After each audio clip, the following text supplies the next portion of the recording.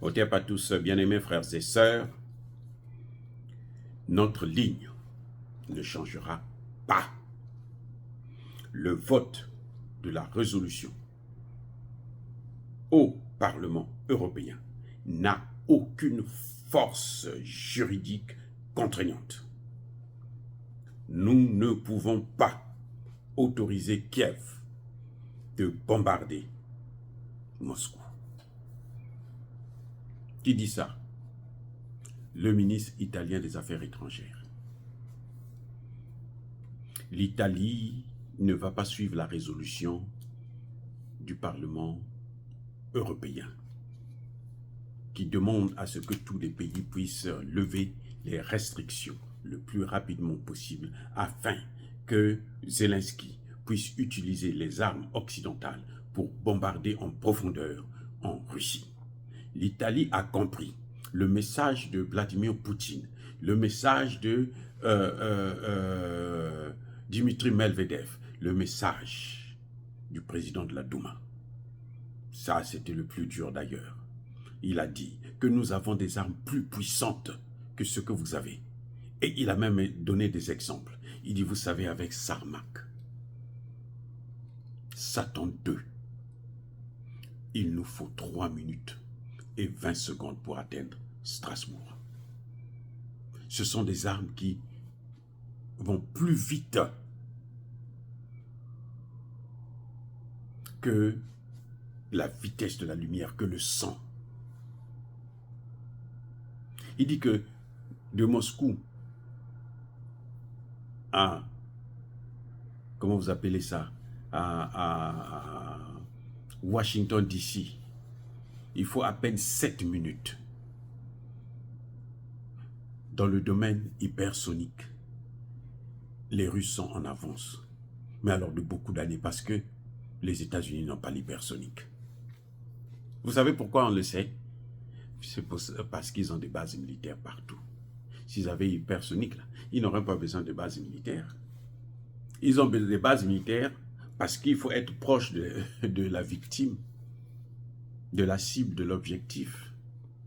C'est pour ça que vous voyez que les Américains sont en train de se battre pour être au Mali, et plutôt en Côte d'Ivoire, au Ghana et au Bénin. Parce qu'ils n'ont pas l'hypersonique. C'est pour ça que vous les voyez, les Français, chercher à se maintenir en Afrique, parce qu'ils n'ont pas l'hypersonique. Quand vous avez l'hypersonique, vous n'avez pas besoin d'aller chez des gens, vous restez chez vous. Vous prenez, vous envoyez seulement, depuis chez vous là. Il y a quelqu'un qui vous envoie, vous envoyez. Le Nord-Coréen l'a dit, moi j'envoie, j'attends. Il suffit que Poutine dise, bon, on déclare la guerre mondiale. Le Nord-Coréen là, lui va s'attaquer. C'est lui qui va commencer avec les États-Unis. Donc l'Italie a compris. L'Italie s'est assagie. Ils ont compris que ce jeu-là, ça n'arrange pas l'Europe. L'Europe est déjà faible. Mais l'Allemagne l'a dit, c'est difficile de soutenir l'Ukraine. Nous l'avons soutenu avec des moyens que nous n'avons pas. Ils n'ont pas de l'énergie. Ils n'ont pas l'uranium, ils n'ont rien. Les petites armes, là, il faut les matières premières. La Russie a dit, nous allons bloquer maintenant l'uranium. Nous allons bloquer maintenant le nickel. Nous allons bloquer maintenant comment vous appelez ça, la tintale. Il dit, nous sommes les premiers dans beaucoup de matières premières. Nous allons stopper ça. Comme ça, déjà, ça va augmenter le prix. Et puis, il y a une certaine technologie que vous n'allez pas pouvoir mettre en place. Ça, c'est la Russie. La riposte aux sanctions. La Russie a subi les sanctions pendant 2 ans. Elle a dit, bon, il n'y a rien, on reste comme ça. Maintenant, vous voulez prendre aussi l'argent des Russes qui se trouve dans vos banques. C'est pas grave, prenez. Mais nous, on va vous arrêter maintenant. On va prendre des sanctions. Et si vous voulez la guerre, nous avons des armes plus puissantes. Il suffit que vous déclarez la guerre, nous on va la faire. Les Russes l'ont déjà fait. La Seconde Guerre mondiale a été gagnée par les Russes, pas par les États-Unis d'Amérique. Les Américains sont venus au moment où les Russes étaient déjà dans le bunker de Hitler. Oui, c'est la propagande qui a fait qu'ils pouvaient être des vainqueurs de la guerre. Mais ils n'ont pas été les vainqueurs. Ils n'ont pas été les vainqueurs. Ce sont les Russes et les Africains. Parce que les Africains, on les prenait comme des chairs à canon. Puisque le terrain était miné.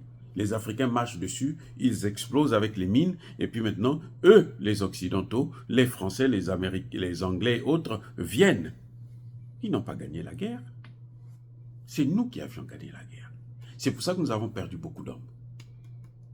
À cause de ça, de cette technique-là. Où on a exposé nos parents.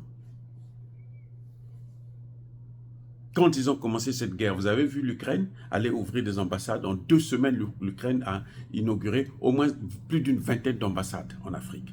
Pourquoi? Parce qu'ils croyaient que l'Afrique d'hier, c'est la même Afrique. Qu'ils vont venir, ils vont prendre des gens, ils vont amener en Ukraine. Tout le monde a dit non. On a dit nos enfants n'iront plus mourir pour vous. Allez vous battre entre vous là-bas, ça ne nous regarde pas.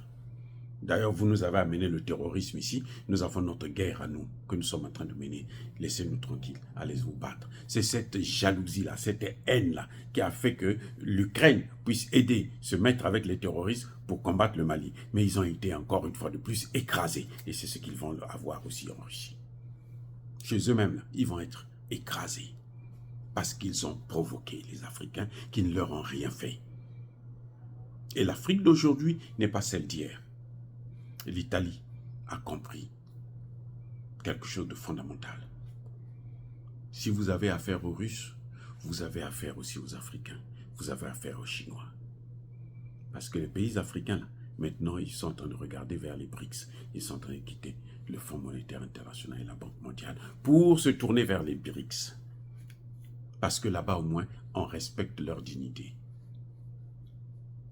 Là-bas, au moins, nous avons vu les Chinois, comment en 20 ans, ils ont fait plus que ce que Américains, Anglais, Français, Allemands, Espagnols, Portugais et toute la clique ont fait en 60 ans, 70 ans. Ils ont fait ça. En 20 ans, ils ont fait plus que tous ces pays-là réunis ensemble. Et l'Italie, certainement, ne veut plus continuer avec ce système-là. Bien-aimés frères et sœurs, dire cela, c'est inciter à la haine ou à la violence. Non, Yaba Kolervé, Yamalembe. Encore une fois de plus, soyez bénis, soyez abondamment bénis par le Dieu des Kémites et par nos ancêtres angélisés.